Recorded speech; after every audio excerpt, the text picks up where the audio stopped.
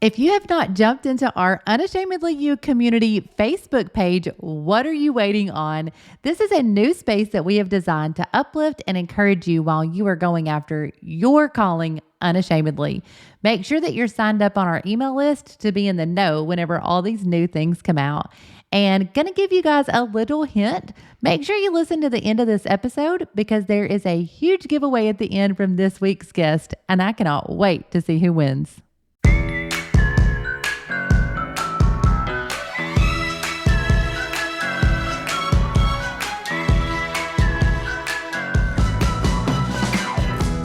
Hello, and welcome to the Unashamedly You podcast, a space to enlighten, encourage, and empower you to go out and unashamedly be who God is calling you to be. I am your host, Jamie Herndon. I pray you hear less of me and more of Him as you listen to today's episode. Let's grow together.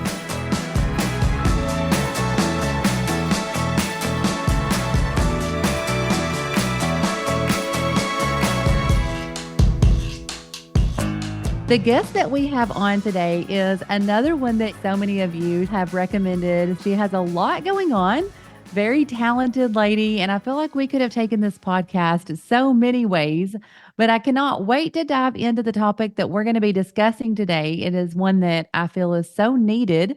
But before we get into that, I want to welcome Nicole Soto to the Unashamedly You podcast. Take a moment and introduce yourself to our listeners that may not know who you are. Yeah, thank you so much. I'm so excited to be on this podcast. I've heard nothing but great things. My name is Nicole Soto, and a little bit about me. I love to cook. One of my favorite things to do, my grandma was 100% Sicilian, so that's a big part of my life. Love to play pickleball, love to travel. We try to do one bigger trip every year just to be able to, slowly explore the world. And that's a big thing for us. I am married to my best friend, Blake. We've been married for 6 years this year. It's been so fun to do life with him. And we have a lot of shared common interests, which is really helpful for marriage. It's not a marriage podcast, but I am a project manager. I've been doing that for several years now. Blake and I co-own a production company. So we do a lot of video, photography, and marketing, and he manages that. And then I'm also a pastor's wife. We're on the pastor's team at our church, Apostolic Truth Church in Appleton, Wisconsin. And we just love our church family and love to be able to serve a variety of different ministries and help out however we can. So that's just a little bit about me. Like I said, you are a busy lady, all these things going on, but you've also written a book. So you're an author, and we are going to chat a little bit about that. You wrote a book called Worth It. Would you mind sharing a little on how this book came about? Sure. Yeah. So I wrote Worth It in 2017. I should say I published it in 2017. And at the time, I was going through a difficult season in my life. A couple different sort of situations had arisen, and it really left me feeling very devoid of worth and purpose. And I have always written since I was a little girl, probably 4 or 5 years old. I told my parents I wanted to be an author. It was just always something that was part of my life. My dad is an author, as well as my grandfather and great grandfather. So it's very much in my blood. My great grandfather is actually a church historian, and his books are still sold today. And he passed on about 2 decades ago, and people are still buying his books every day. So that's kind of a cool part of my family history. But so I was feeling kind of, devoid of worth, devoid of purpose. And at the time, I was in my early 20s, and I had a blog since my senior year of high school that did pretty well. And it was originally going to be like a fashion blog. It was very like of the times, like that would have been like 2013 or so. And I really felt God nudge me my senior year. You need to go deeper. You have the capacity to go deeper. And I want you to write about things that are for real. And so I started getting into some different topics: burnout, vulnerability, comparison, different topics like that. And I would blog about them and got some really great feedback, a lot of people that really resonated with what I was writing. And so while I was in this season of, feeling worthless, God spoke to me and said, you're feeling this way because I want you to write this book called Worth It. And so Worth It was born from that and from sort of the basis of my blog, similar themes, similar ideas, and then kind of expounding on those, making them into chapters, delving into some similar topics, the highlight reel of social media, friendships, just different things like that. So that's kind of how it came to be. Wow, that's amazing and so neat about your grandfather. Yeah, yeah. It's in my blood a little bit, which is special. That is so special. Well, someone may be listening to this and feeling that same way that you talked about feeling, just the burnout, all those things that you have put into this book. What are some things that you found that helped you the most during this season and that you talk about in the book?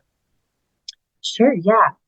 I think there's some practical things and there's some spiritual things. I think that sometimes we exacerbate a situation by not allowing ourselves to heal properly.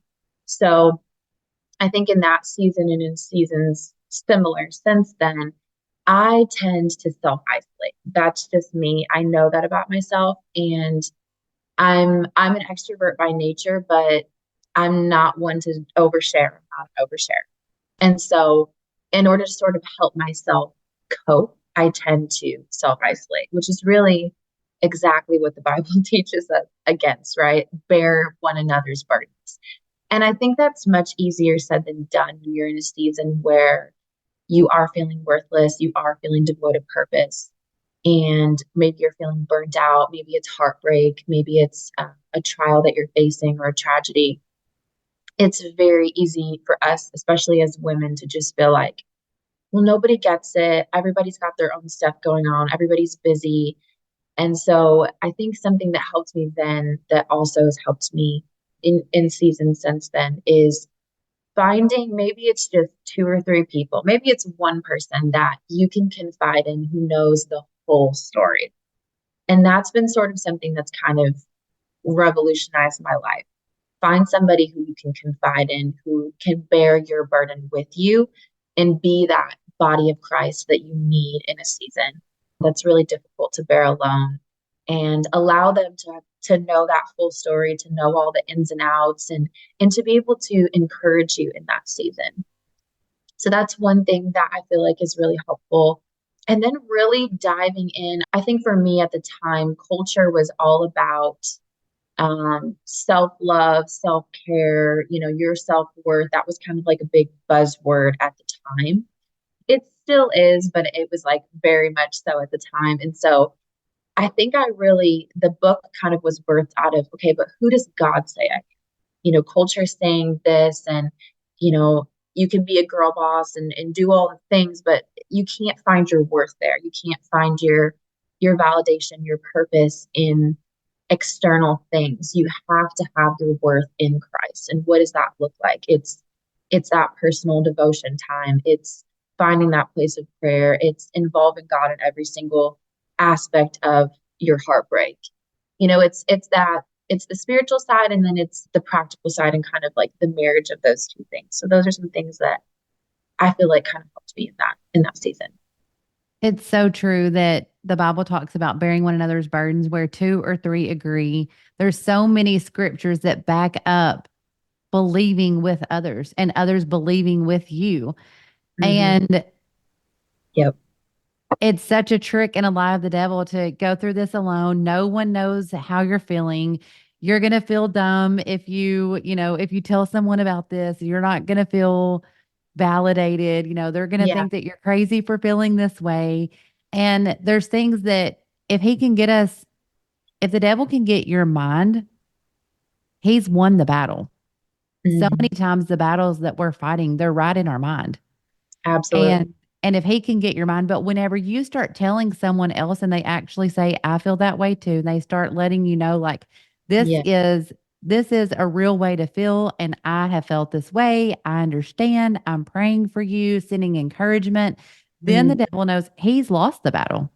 Yeah.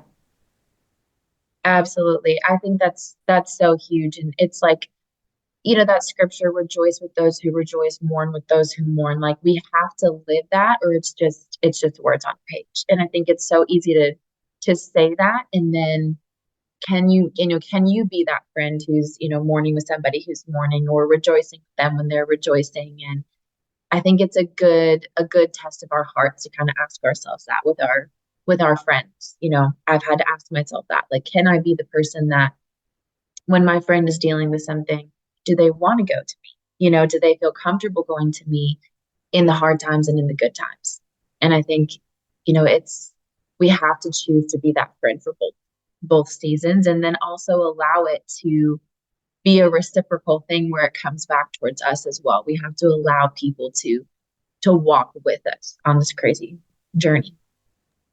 That is so true. And a lot of times I feel like that we're comparing our worth to others. We see these things that we assume about their lives. We perceive that it's real, and we truly don't know what everyone else is facing or the parts of their lives that they're not sharing. And so whenever the devil gets us to stay quiet, and then, with what other people are going through, if they're staying quiet about that, there's not really testimonies that are being shared. There's not, like you said, burdens that are being shared. And we're comparing ourselves among ourselves, which we're not supposed to do already, but we're comparing ourselves to ideas that we're perceiving to be real, but it's not even always real. Yeah, that's so true. And I have a chapter about comparison, and it's called The Highlight Reel in my book. And it really talks, directly to that thought of, probably, in my opinion, we maybe share like 1%. I mean, it depends on the person, right? But for me, I maybe share about 1% of what's going on in my life. And part of that is, we're in ministry, so I can't share everything, right? And part of that is, just a desire for privacy. And I think it's so easy to compare our 99% to their 1%. So you can look at your life as a whole, and the whole sort of landscape of your life, and look at this tiny little snippet that they've decided to publish, to share online. And we're like, okay, my life is so much less glamorous, or, my life is so much less fruitful than theirs, or whatever it is. And really, that's not reality.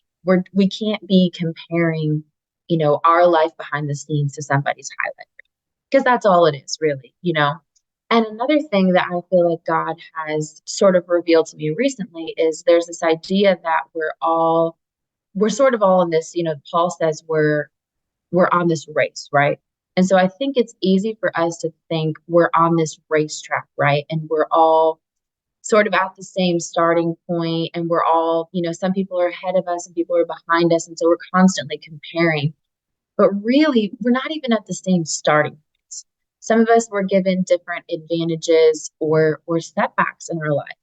There are some things that, we're just born with that are advantageous, or things that are setbacks, things that are hard, our family situation that we're born into, socioeconomic status that we're born into, just different things that are difficult for us. And I think it's easy to sort of look at somebody else and think, well, we started at the same point, and so I should be here, and they're here and they're way beyond me. But really, no, like, it's so hard to compare, because we all are at different starting points.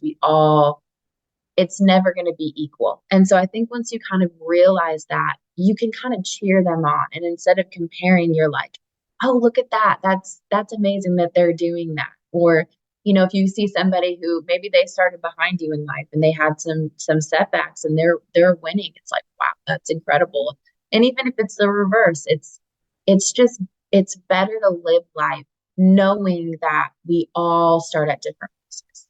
And God has given us all different giftings and unique giftings that will make room for us in His own way and in His own time. That's so true. I know one thing that I always think about too is what part of your grass that you're watering is going to be the greenest. So a Mm, lot of times, someone will be comparing, oh, well, this part of my life is not as good as this part of their life that they're sharing. And, they're openly sharing this part. And it's like, okay, but that's the part they're watering, they're yeah, focusing on. And there may be another area in their life that you are just excelling at that they wish that they had more time for, they had more focus on, or they were yeah, better at. and you're just excelling at it over there. And, it's like you said, we all have our different giftings. Mhm. And to learn how your worth is not compared to someone else's because of their gifting, your worth is going to be compared to your gifts Yes. and And how we you. are responsible for the gifting that God gave us. Like whatever our gifting is, sometimes I go over like the list in the New Testament. There's a couple lists of like, these are all the different gifts. Okay, what do I feel drawn to? What kind of pops out the page? For me, it's encouragement is one of my gifts. And how am I utilizing that on a daily basis? How am I, encouraging the people around me? Or whatever it is that your gift is, it's like, what are you doing to cultivate that? Because that person that you're comparing yourself to, like you said about the grass that they're watering, they're cultivating that grass, they're cultivating that gifting. And so, what are you doing with yours? Because we all are a different part of the body. We're all playing a role that nobody else can play. And we're all, you know, on a very specific assignment to do something extremely specific. And I think we say that so nonchalantly. And I heard some celebrity talking the other day that maybe they were just meant to be here to heal one heart. And this was like some random non-church celebrity. And I was like, that's so interesting. And this is like a famous country singer. And I was like they're okay if they just help one person.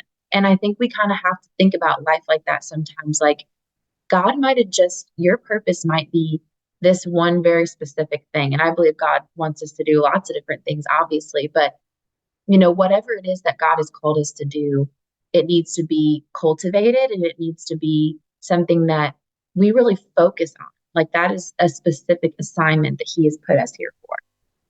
I think too that helping one person, encouraging one, doing for one is so overlooked right now because it's, social media has made it to where you want all of these followers. You want everything is in this big number, right? Yeah. Yep. It's no longer, I mean, if you had 10,000 personal friends that you were going to be trying to talk Right. to, Yes. that's overwhelming, and then Yeah. people get like, well, I don't really have much to say because I only have 100 followers on my account. I'm like, would you honestly stand up in a crowd and talk to 100 people at one time right now? Like, that's a lot of people Yeah. that are Yeah. seeing what you're saying. But because social media has made it 10,000 plus or your account's nothing, we look Mm-hmm. at those numbers as, oh, well, helping one, encouraging one is no big deal, whenever really that's what we were called to do. Mm-hmm.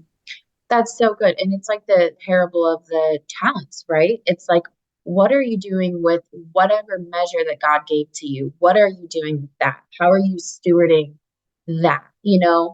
And I think sometimes in like the waiting seasons of life, when we're waiting to get to the next level, whether it's you're waiting to get married, you're waiting for God to give you children, you're waiting for a house or a career or whatever it is, it's so easy to discount the season that you're in.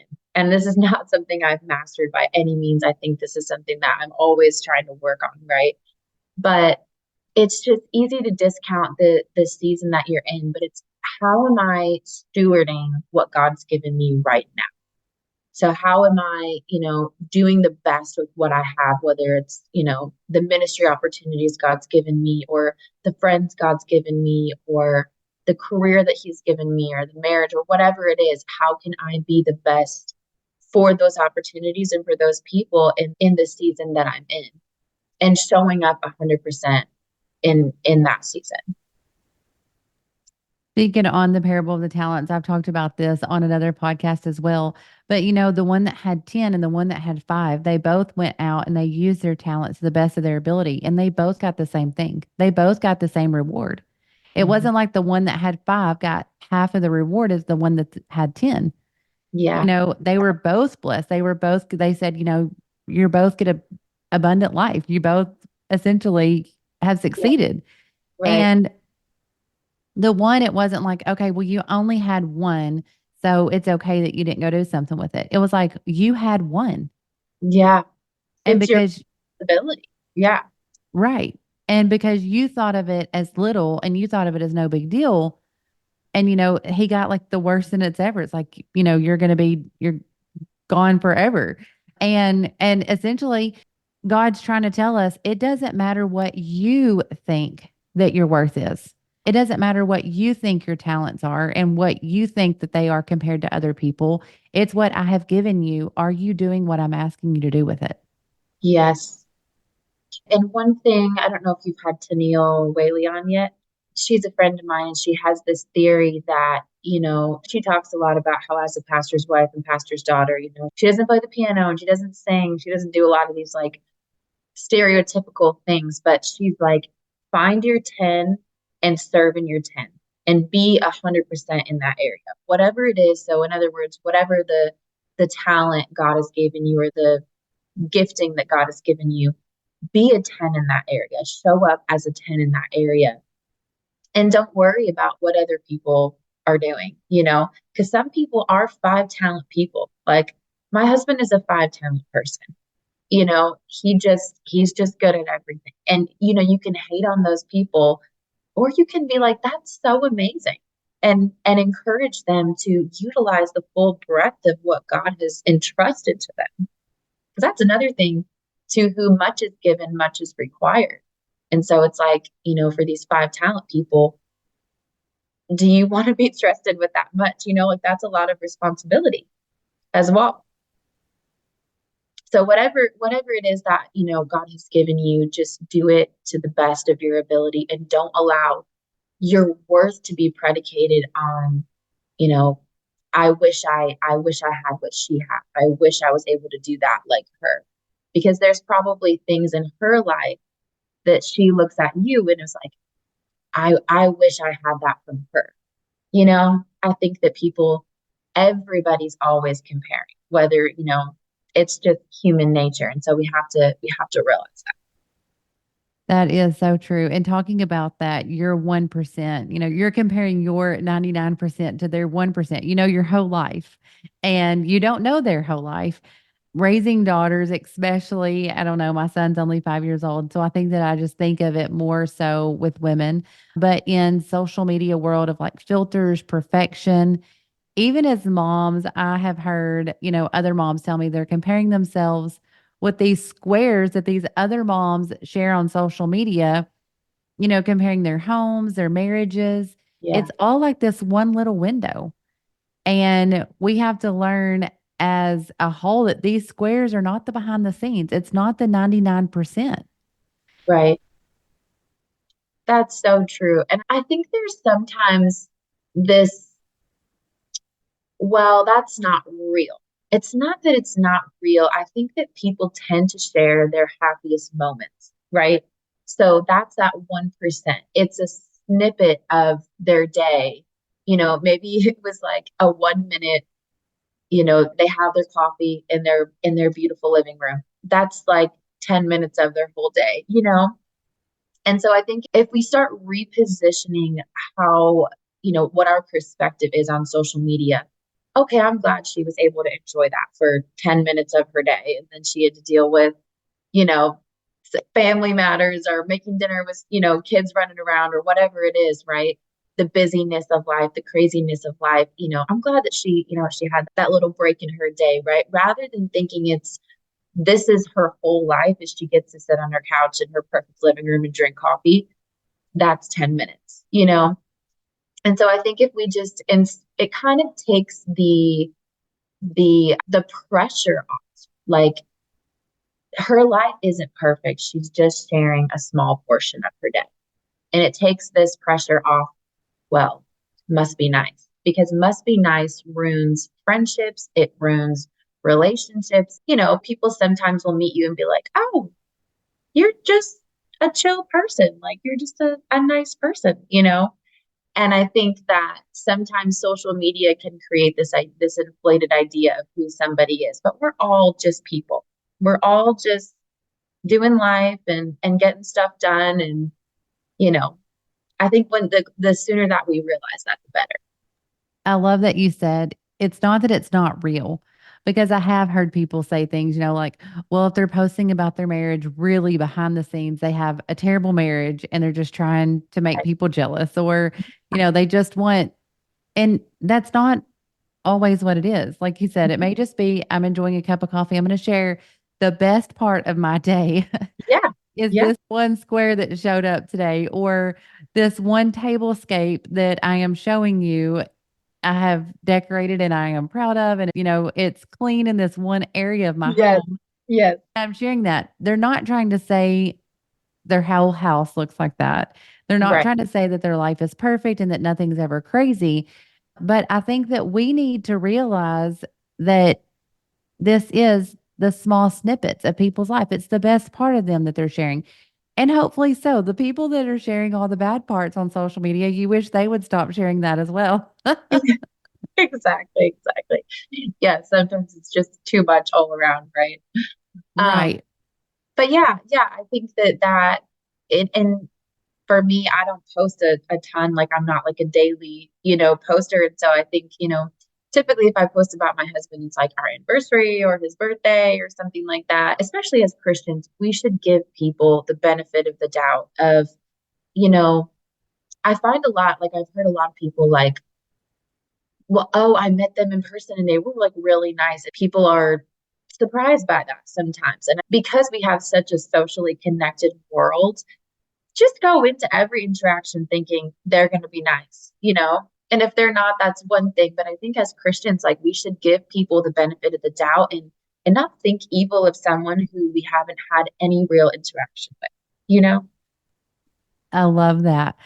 But we're talking about, ways that we're comparing our worth or the things that we think of as being worth. But what are ways that as women, we can measure our worth against what matters, not just against this 1%. And then you see this and you're like, oh, I don't have that part of my day, or I don't have this going on for me, or I don't have this talent. I don't have, don't have, don't have. And we compare all those things instead of being happy for what they have, being grateful that they have that talent and realizing that you matter too. You're worth it. Mm, I think that's really a good point. I think when you're going through just real stuff in life, the enemy uses it as a tool to sort of get you to compare your life to theirs and what they have and what you don't have and in waiting seasons, right? And it's a very quick tool of the enemy. And so a practical thing that I feel like God has showed me is really practicing gratitude by making lists. And I'm a big list maker for everything, but I literally have a list of things in my like prayer journal that I'm grateful for. And starts with, my husband and family, different things. And it gets really granular. And not all of them are things, right? Most of them are intangible blessings. But we have to, if you frame everything from the point of the perspective of gratitude, it's a little bit easier, take some of the pressure off of, well, why don't I have what she has? Like, why has God blessed her? It's like, let's refocus. And sometimes God's like, hey, you need to re-examine your list because your perspective is really getting warped by looking over at the other side of the fence. And like you said, water what you have, cultivate what you have, look at what I have given you, the prayers that I have answered. Another practical thing that I've done in the last, I think 3 or 4 years I've been doing this now, but I have a prayer list with everything that I'm praying for and different people's needs, people, church members or whoever, friends that come to me with needs. I write them in my list. And then when God answers the prayer, I put the date that he answered. And so it really gives you this log of look at the goodness of God, look at what he has done, look at his faithfulness. And if he's done that for this person, he can do it for you or he can do it again. And it allows your perspective to shift and it really helps with your sense of self-worth too, because we can't put our identity in whether or not God has answered every single prayer, right? We have to reframe it to God is faithful regardless. And if we kind of reframe our thought pattern to be God is faithful regardless, God is good in every season, he will provide, he will answer. That really gives you a completely new perspective. The gratitude list is such a good thing to do because, like you said, you can point to the things that God has done, what He Mhm. has answered, what He has given you. And I know that I had Sister Mandy Holmes, my pastor's wife, on here talking before. And one thing that she said is so many times you look at all these things on Instagram and you think, I love all their life. They're so blessed. Like they have all this stuff going on. And then you think, but would I want to trade my life for theirs? Would I really want to walk in their shoes? And most of the time, even though you only know maybe from social media or the highlight reels of their life, most of the time you would not want to trade shoes with them. You would not want to be Yeah. in their shoes. You would not want to walk in their footsteps. You have a life that you really are truly grateful for. You have a home that you love, that you're grateful for, a husband, a family that you're grateful for, a job. There's things that you have that God has given you that you would not want to give up. You would not want to trade. And so not comparing your life constantly to theirs and thinking that you don't have enough when really writing that gratitude journal out, being thankful for what God has given you and knowing that, I'm grateful for the life that I'm living. That is such a good point. And I've thought about that many times when I find myself comparing and contrasting and doing all that. Would I actually want to trade lives with them? And like you said, you're like, no, I wouldn't. Because, there's something about watching God's faithfulness in your own life. And, many times, as many things as we've all gone through, most of the time, if you ask people, would you do it again? Most people are saying, yeah, I would go through it again to be where I am today.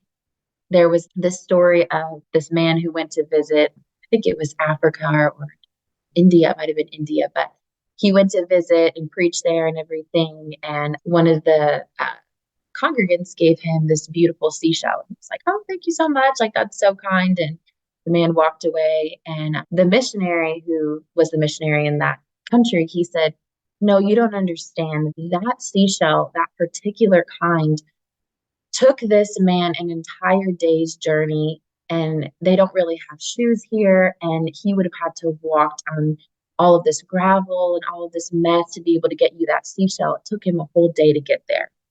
And the gift is in the walk. That's what the gift is. The gift is in the walk. And I have never forgotten that story because that's just so emblematic, really, of life, of our blessings, our trials, everything that God allows us to go through. The gift is in the walk. It really is. And I think whenever we start comparing, you know, their mountaintop to our valley, it's like, no, the the gifts that God is giving us, it's really in this walk. His, the peace that he gives us, the joy that he gives us in the valley. That's a gift in and of itself.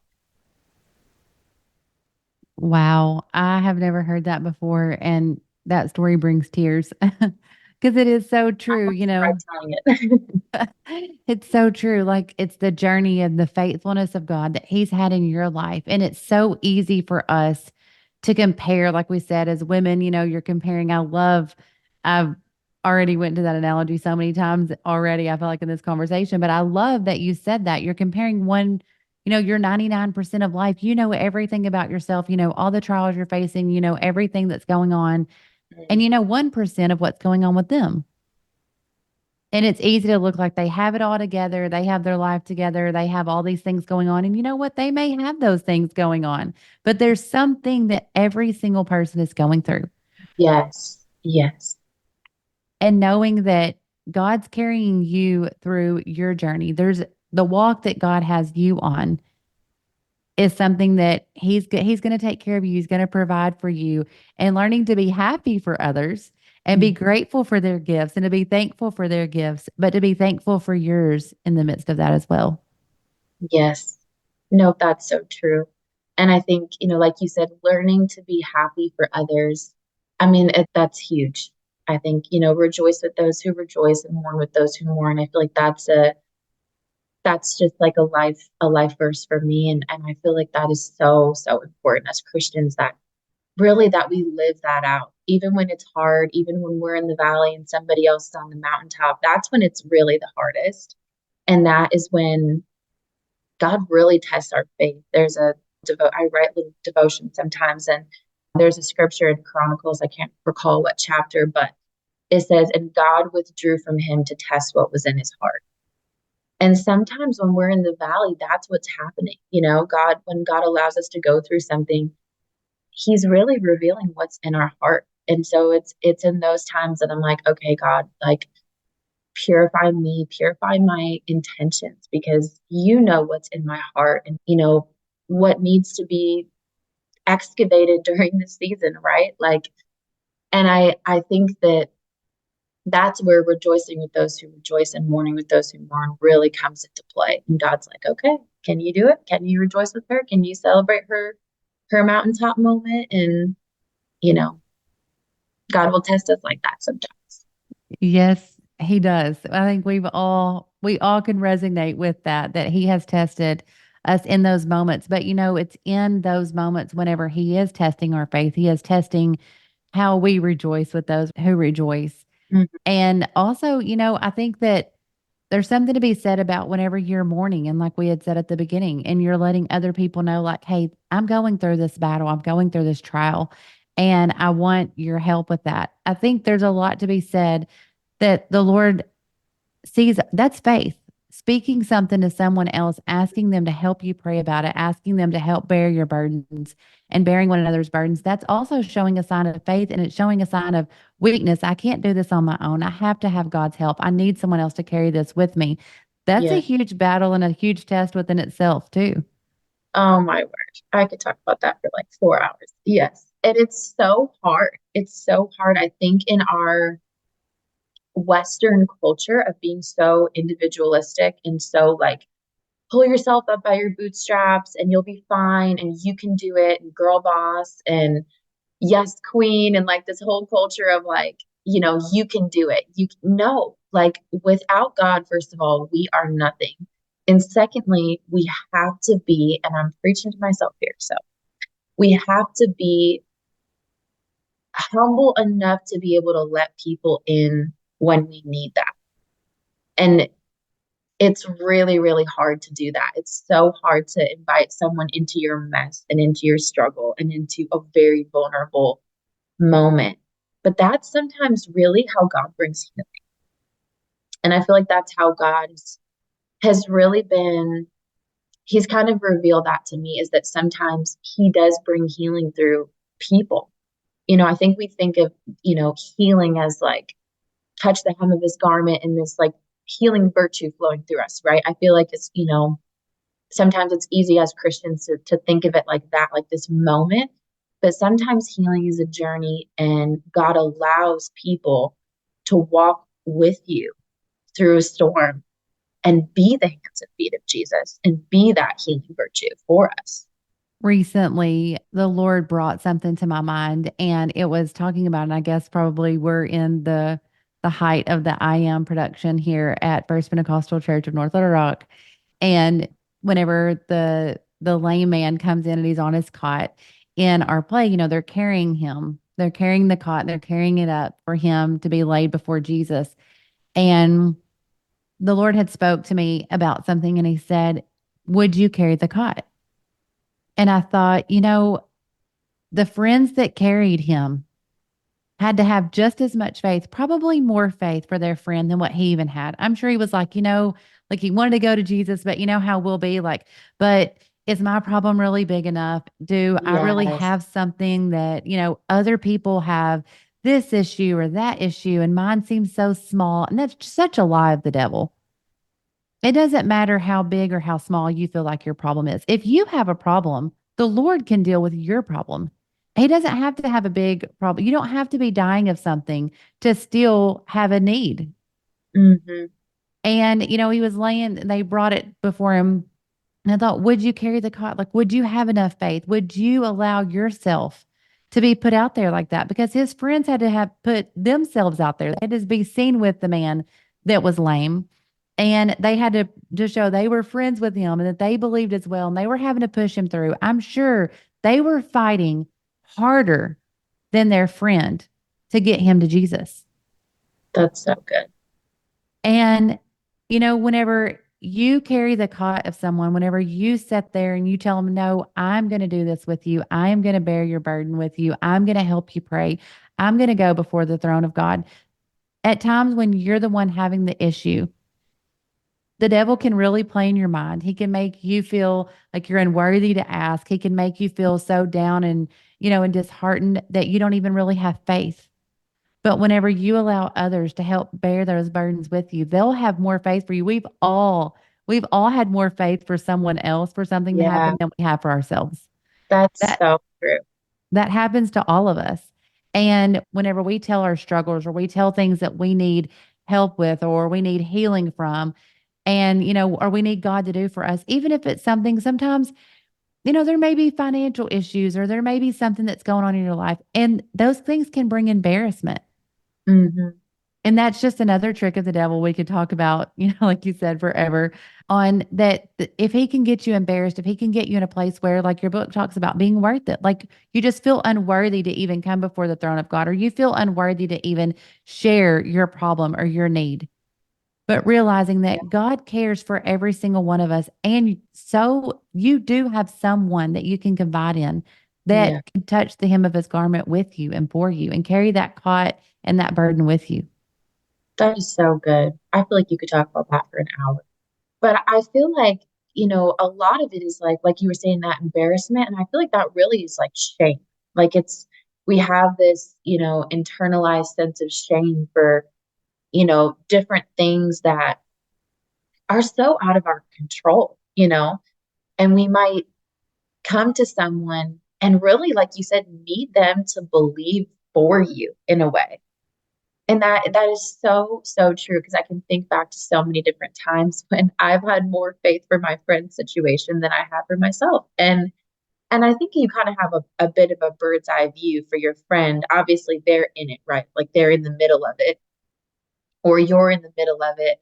But when it's somebody else's situation, you can kind of like look at all the angles and you have a better perspective. And it really is like, but it's such a gift when you can be that friend and you can allow that friend also to help you. There's a friend of mine who I am walking through, or I'll say it like this: she walked through a trial that I had faith for her for about probably a good year and a half. I had such crazy faith for her, and I'm walking through that same trial. And it's been the craziest thing to see God use her to encourage me.